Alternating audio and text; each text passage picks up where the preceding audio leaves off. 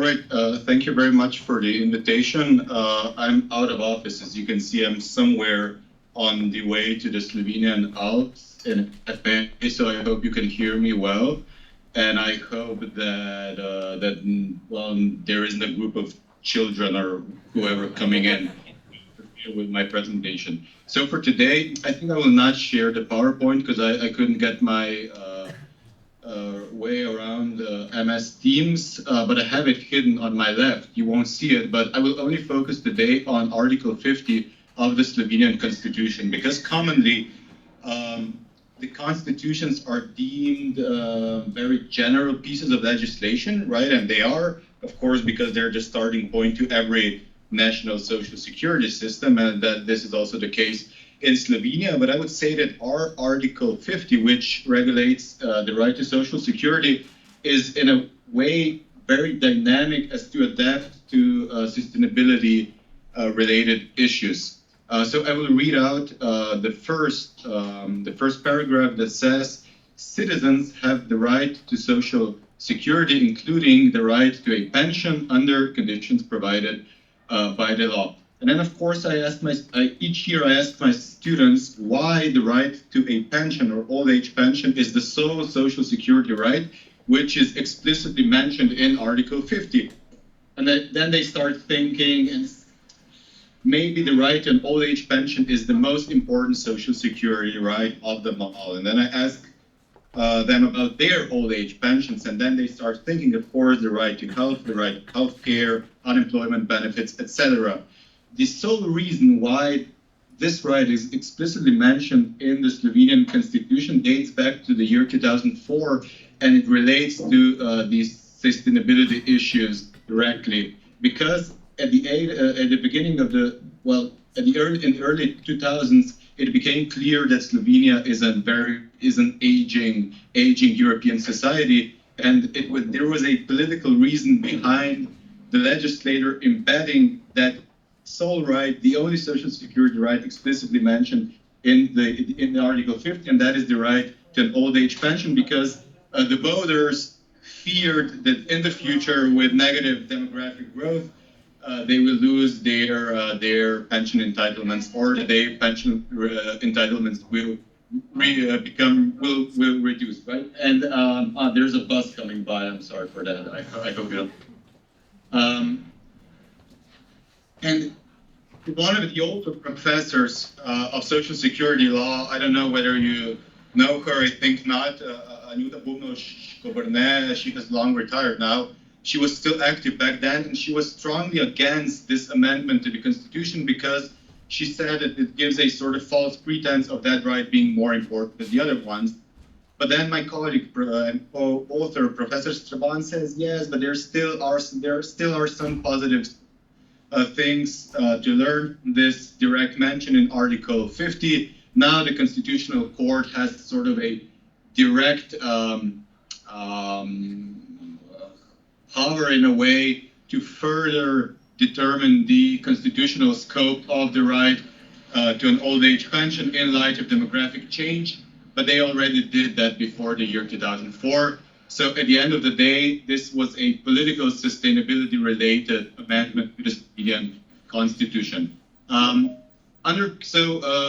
I mentioned, citizens have the right to social security under conditions provided by law.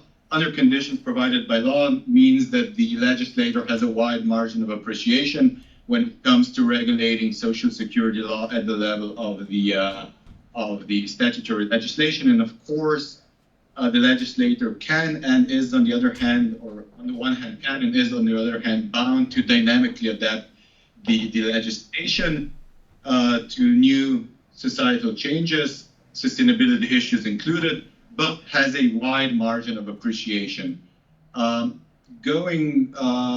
Second, focusing on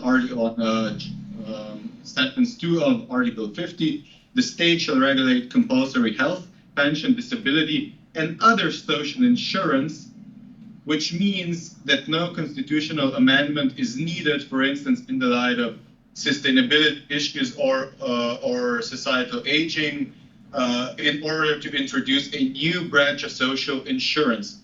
And recently, in the past 2 years, the Slovenian legislator, well, two different governments and two different legislators have been struggling up with a self-standing, independent branch of long-term care insurance. So this is a sort of addition added to the Slovenian social security system, but it's still, the legislation is not in force.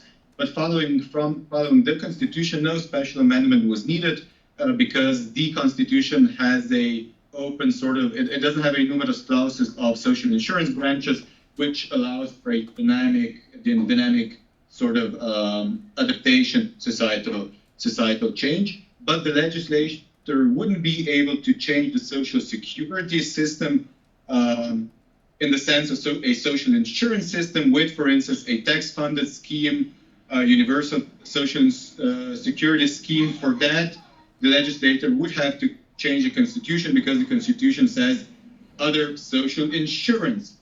So it has so Slovenian social security system first has to be based on the notion of social insurance. And then the second sentence also says, and shall, so the state shall regulate and shall ensure the proper functioning. So the social insurance system is, of course, functionally, economically, administrative decentralized. The state has given up part of its powers and has formed specialized social insurance carriers, and the carriers are financed by social security contributions, of course, first and foremost. But on the ground of the Constitution, it is the state budget or the state legislator, the general legislator, who has to ensure the proper functioning of the social insurance schemes or all of its sub-schemes. And the legislator, and I will finish soon in a few minutes, the legislator is always sort of reluctant to finance the health insurance scheme because there is no explicit mention in that particular piece of statutory legislation that it is bound to do so.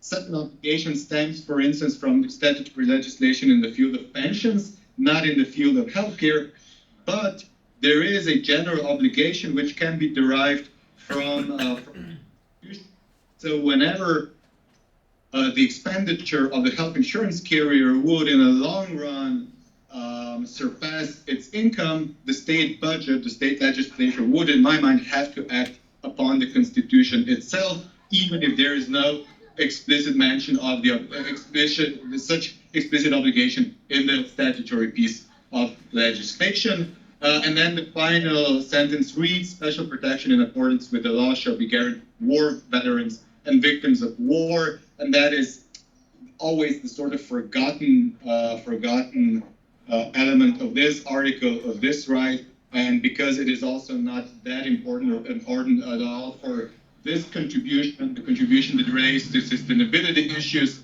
I will finish here with the sort of overriding thought that I think, I don't know whether in the early 90s and then around 2000, apart from the amendment relating to the right to the old age pension, whether the Slovenian legislator had in mind the idea of, yes, let's make Article 4 very dynamic, very sort of capable of adapting or accommodating societal change through statutory legislation on ground of the Constitution. But I think either way, or the legislator had succeeded in doing so, even if that was maybe not the intention. I think we have a very sort of dynamic, flexible Article 50 regulating the right to social security, and it's a very, very good, I think, legal grounds for amending statutory legislation in light of both international standards and societal change,